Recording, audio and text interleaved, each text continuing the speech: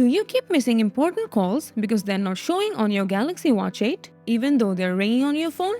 To fix it fast and to get every single call on your wrist, first, let's check your watch isn't disconnected from your phone. It can happen many times. For example, if your watch is on theater mode or sleep mode, power saving mode, DND is on, and lastly, if airplane mode is accidentally enabled, disable everything right away. And if it's still not showing any incoming calls, go to settings on your watch, scroll down, enter privacy and security. And here make sure the wrist detection is completely disabled. After that, from settings again, go to notifications,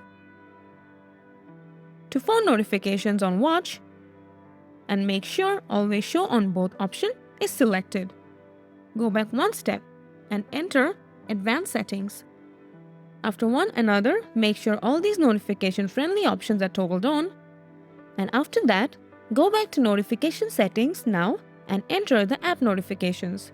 Scroll down if you can find the phone app in here and just hit to the bottom of this section and tap on Manage on Phone. It will redirect you to the synced Android phone's wearable app and you will find yourself in the app notification section.